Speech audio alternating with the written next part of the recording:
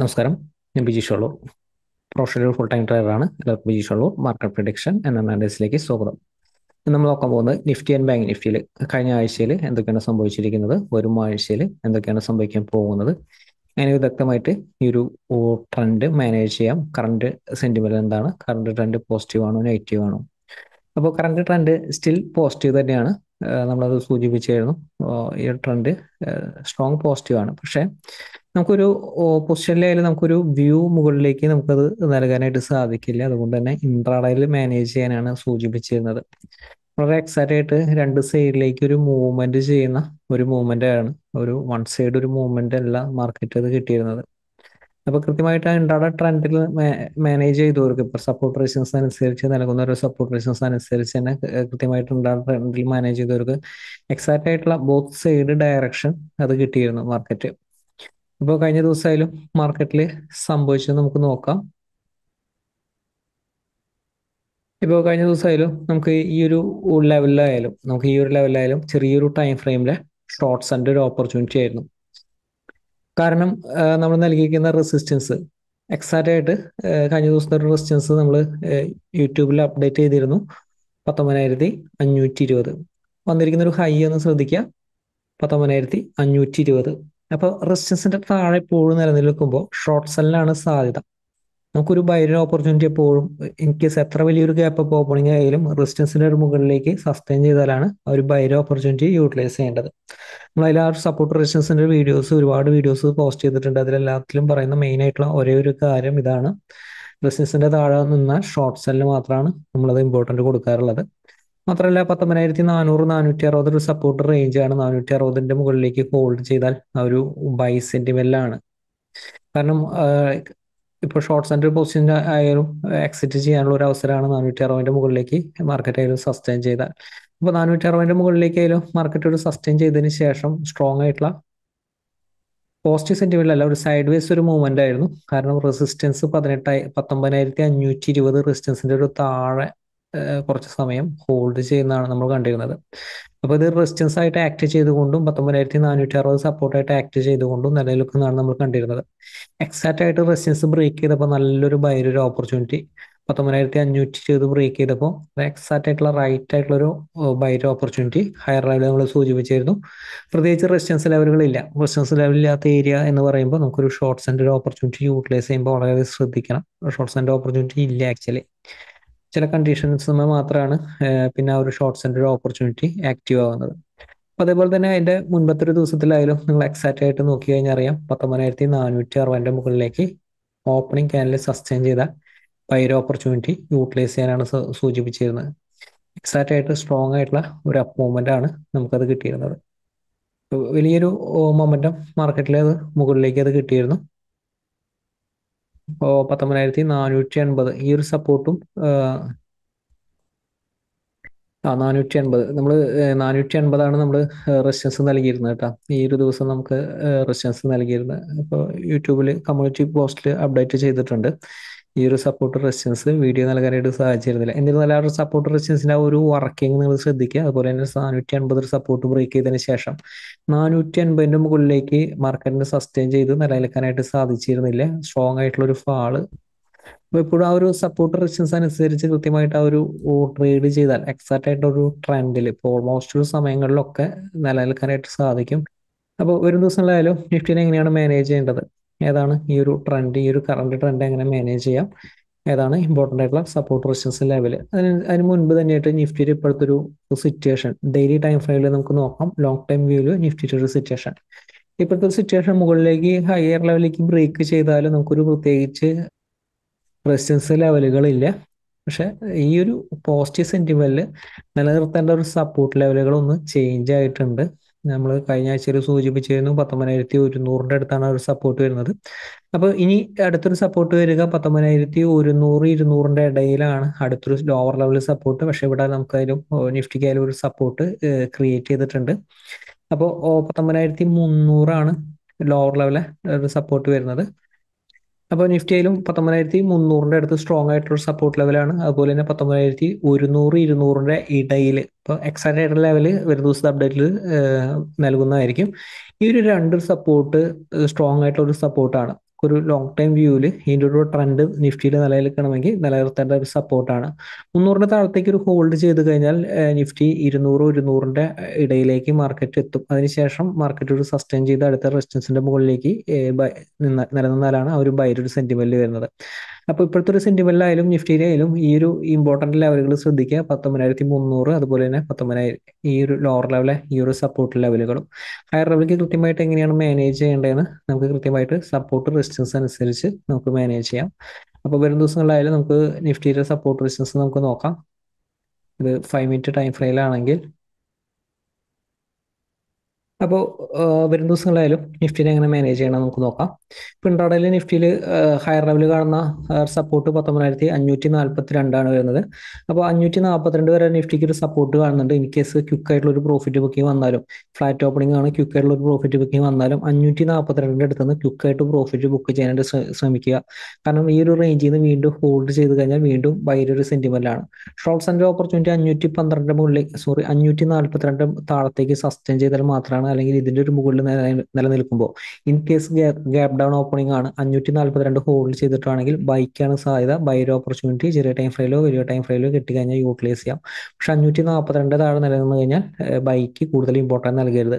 542 താഴെയാണ് ഓപ്പൺ ചെയ്യുന്നത്, ചെറിയൊരു ടൈം ഫ്രെയിൽ തന്നെ താഴോട്ട് ബ്രേക്ക് ചെയ്തിട്ടാണ് നിലനിൽക്കുന്നതെങ്കിൽ ചെറിയ ടൈം ഫ്രെയിലെ ഷോർട്ട്സ് ആൻഡ് ഓപ്പർച്യൂണിറ്റി യൂട്ടിലൈസ് ചെയ്യാം. 512 ഒരു സപ്പോർട്ടാണ്.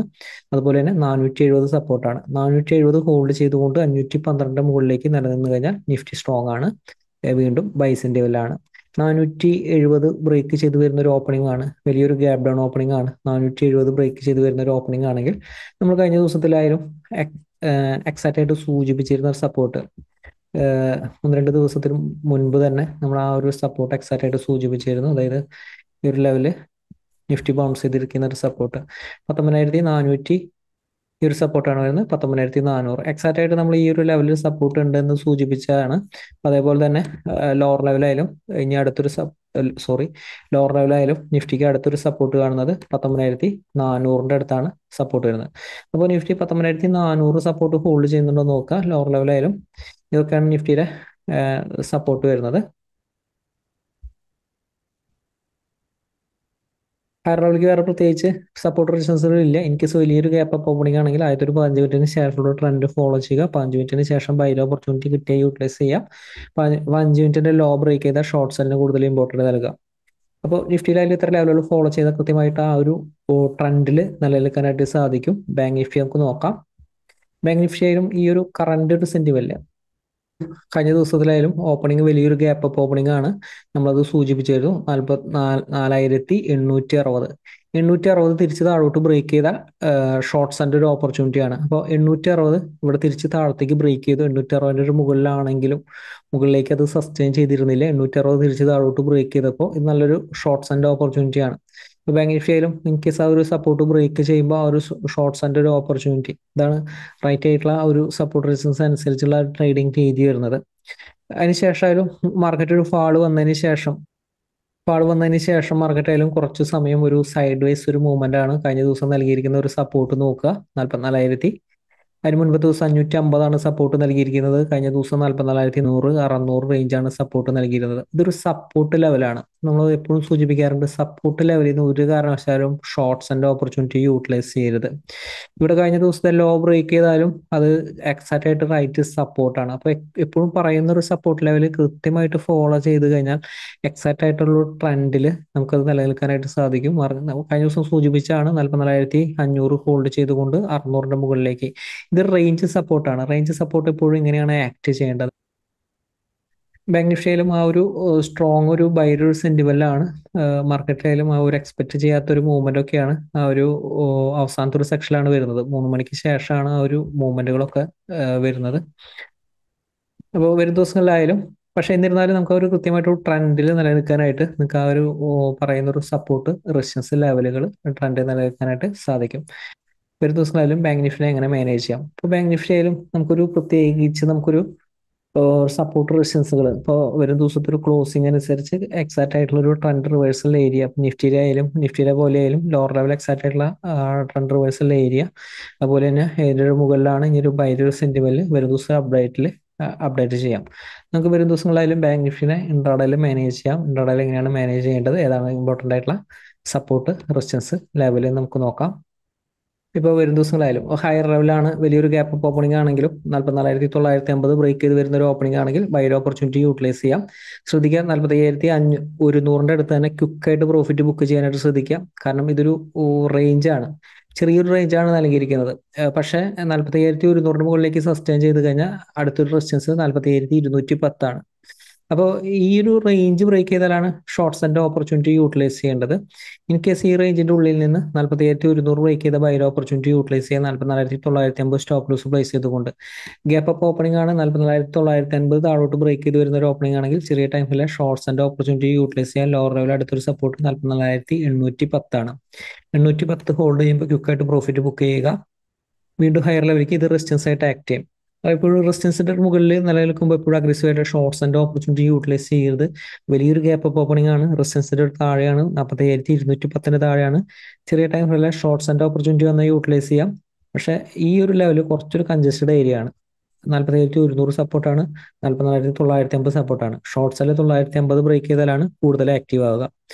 44,950 താഴെ നിലനിന്ന് കഴിഞ്ഞാൽ വീക്ക്നെസ് ആണ്, പ്രോഫിറ്റ് ബുക്കിംഗ് വരും. കാരണം ഈ ഒരു റെസിസ്റ്റൻസിന്റെ അടുത്ത് നിന്ന് അടുത്തൊരു സപ്പോർട്ട് ബ്രേക്ക് ചെയ്ത വീക്ക്നെസ് ആയിരിക്കും. അതുപോലെ തന്നെ ഓപ്പൺ ചെയ്യുന്നത് ചെറിയൊരു ഗ്യാപ് ഡൗൺ ഓപ്പണിംഗ് ആണ്. 44,810 ബ്രേക്ക് ചെയ്തിട്ട് വരുന്ന ഒരു ഓപ്പണിംഗ് ആണെങ്കിൽ ചെറിയ ടൈം ഫയൽ ഷോർട്ട്സിന്റെ ഓപ്പർച്യൂണിറ്റി യൂട്ടിലൈസ് ചെയ്യാം. 44,550 സപ്പോർട്ടായിട്ട് നിലനിൽക്കുക. ലോവർ ലെവൽ സപ്പോർട്ട് 44,550 ആണ്. അപ്പോൾ അതുപോലെ തന്നെ 550 ബ്രേക്ക് ചെയ്ത് സപ്പോർട്ട് ബ്രേക്ക് ചെയ്ത് വരുന്ന ഒരു ഓപ്പണിംഗ് ആണെങ്കിൽ ചെറിയ ടൈം ഫ്രെയിമിൽ ഷോർട്ട്സിന്റെ ഓപ്പർച്യൂണിറ്റി യൂട്ടിലൈസ് ചെയ്യുക. ഈ ഒരു ലെവലിൽ നിന്നായാലും മാർക്കറ്റ് സ്ട്രോങ് ആയിട്ടുള്ള ഫാളിന് സാധ്യതയുണ്ട്. ഗ്യാപ് ഡൗൺ ഓപ്പണിംഗ് ആണ്, ചെറിയൊരു ഗ്യാപ് ഡൗൺ ഓപ്പണിംഗ് ആണ്. 44,810 മുകളിലാണെങ്കിൽ ബൈക്കാണ് സാധ്യത. ബൈ ഒരു ഓപ്പർച്യൂണിറ്റി കിട്ടി കഴിഞ്ഞാൽ യൂട്ടിലൈസ് ചെയ്യുക. അടുത്ത റെസിസ്റ്റൻസ് വരെ, അടുത്ത റെസിസ്റ്റൻസ് ആകുമ്പോഴേക്കും ക്വിക്കായിട്ട് പ്രോഫിറ്റ് ബുക്ക് ചെയ്യാനായിട്ട് ശ്രമിക്കുക. ഇപ്പോൾ ബാങ്ക് നിഫ്റ്റിയിൽ ഇത്ര ലെവലുകൾ ഫോളോ ചെയ്ത് കഴിഞ്ഞാൽ കൃത്യമായിട്ടുള്ള ട്രെൻഡിൽ നിലനിൽക്കാനായിട്ട് സാധിക്കും. ഫിൻ നിഫ്റ്റി നമുക്ക് നോക്കാം. ഇപ്പോൾ ഫിൻ നിഫ്റ്റിയിലായാലും ലോവർ ലെവൽ കുറച്ചൊരു ഇമ്പോർട്ടൻറ്റ് സപ്പോർട്ടാണ് 19,900. 19,900 ഹോൾഡ് ചെയ്തുകൊണ്ട് 20,030 മുകളിലേക്ക് സസ്റ്റെയിൻ ചെയ്ത് കഴിഞ്ഞാൽ ഒരു ബൈയുടെ സിൻഡിബിളാണ്. കഴിഞ്ഞ ദിവസം നൽകിയിരിക്കുന്ന ലെവൽ ഇതായിരുന്നു. അപ്പോൾ 20,030, അപ്പോൾ അതിൻ്റെ ഒരു താഴെ റെസിസ്റ്റൻസ് ആയിരുന്നു. അപ്പോൾ അതിൻ്റെ ഒരു താഴെയായിരുന്നു ഫിൻ നിഫ്റ്റി നിലനിർത്തിയിരുന്നത്. സ്ട്രോങ് ആയിട്ടുള്ള നെഗറ്റീവ് സെന്റിമെന്റാണ്. പക്ഷെ ഇതിന്റെ ഒരു മുകളിലേക്ക് ഇതും അവസാനത്തെ ഒരു സെക്ഷനിലാണ്. 3:10 ശേഷമാണ് ആ ഒരു മൂവ്മെന്റ്, വലിയൊരു മൂവ്മെന്റ് വന്നിരിക്കുന്നത്. വലിയൊരു റെസിസ്റ്റൻസിന്റെ മുകളിലേക്ക്, സ്ട്രോങ് ആയിട്ടുള്ള റെസിസ്റ്റൻസിന്റെ മുകളിലേക്ക് സസ്റ്റെയിൻ ചെയ്തിരുന്നത്. ഫിൻ നിഫ്റ്റി ആയാലും വരും ദിവസങ്ങളായാലും എങ്ങനെയാണ് മാനേജ് ചെയ്യേണ്ടത്, ഏതാണ് ഇമ്പോർട്ടൻ്റ് ആയിട്ടുള്ള സപ്പോർട്ട് റെസിസ്റ്റൻസ് ലെവലിൽ നമുക്ക് നോക്കാം. റെസിസ്റ്റൻസ് ഏരിയയിലാണ് ഫിൻ നിഫ്റ്റി നിലനിൽക്കുന്നത്. 20,080. 20,080 മുകളിൽ ഓപ്പൺ ചെയ്തതിന് ശേഷം ബൈ ഓപ്പർച്യൂണിറ്റി കിട്ടിയാൽ യൂട്ടിലൈസ് ചെയ്യാം. പക്ഷെ ലോവർ ലെവലിൽ സ്ട്രോങ് സപ്പോർട്ട് ഉണ്ട്, 20,030 സപ്പോർട്ടാണ്. ഇത് കഴിഞ്ഞ ദിവസം നൽകിയിരിക്കുന്ന അതേ ഒരു സപ്പോർട്ടാണ്. In case gap down opening ആണ്, സപ്പോർട്ടിലാണെങ്കിൽ ബൈക്ക് കൂടുതൽ ഇമ്പോർട്ടൻ്റ് നൽകണം. അടുത്ത റെസിസ്റ്റൻസ് ലെവൽ വരെ മുകളിലേക്ക് സാധ്യതയുണ്ട്. അടുത്ത റെസിസ്റ്റൻസിന്റെ മുകളിലേക്ക് സസ്റ്റെയിൻ ചെയ്താൽ വീണ്ടും ബൈക്ക് ഒരു സെന്റിമെന്റ്. ഹയർ ലെവലിലേക്ക് അടുത്ത റെസിസ്റ്റൻസ് വരുന്നത് 20,160 160 പ്രത്യേകം ശ്രദ്ധിക്കുക. ഇൻ കേസ് പറയുന്ന ഒരു സപ്പോർട്ട് ലെവൽ ബ്രേക്ക് ചെയ്ത് വരുന്ന ഒരു ഓപ്പണിംഗ് ആണെങ്കിൽ ചെറിയ ടൈം ഫ്രെയിലെ, അതായത് 20,030 ബ്രേക്ക് ചെയ്ത് വരുന്ന ഒരു ഓപ്പണിംഗ് ആണെങ്കിൽ ചെറിയ ടൈം ഫ്രെയിലെ ഷോർട്ട്സിന്റെ ഒരു ഓപ്പർച്യൂണിറ്റി യൂട്ടിലൈസ് ചെയ്യുക. പ്രത്യേകം ശ്രദ്ധിക്കുക, ലോവർ ലെവലിൽ അടുത്തൊരു സപ്പോർട്ട് വരുന്നത് 19,900 ഈ ഒരു ലെവലാണ് അടുത്തൊരു സപ്പോർട്ട് വരുന്നത്. അപ്പോൾ സപ്പോർട്ടിൽ വരുമ്പോൾ ക്വിക്കായിട്ട് പ്രോഫിറ്റ് ബുക്കിംഗ് നടത്താനായിട്ട് ശ്രദ്ധിക്കുക. ഇപ്പോൾ നിഫ്റ്റി, ബാങ്ക് നിഫ്റ്റി, ഫിൻ നിഫ്റ്റിയിൽ അതിൽ ഇത്തരം ലെവലുകൾ ഫോളോ ചെയ്ത് കൃത്യമായിട്ട് ട്രെൻഡിൽ നിലനിൽക്കാനായിട്ട് ശ്രദ്ധിക്കുക. മാർക്കറ്റിലെ വലിയ അവസരമായിട്ട് നമുക്ക് ഒരു ദിവസം അപ്ഡേറ്റിൽ വീണ്ടും കാണാം. എല്ലാവരെയും വലിയ ഷെയർ കമൻറ്റ് പ്രതീക്ഷിക്കുന്നു. എല്ലാവർക്കും നന്ദി.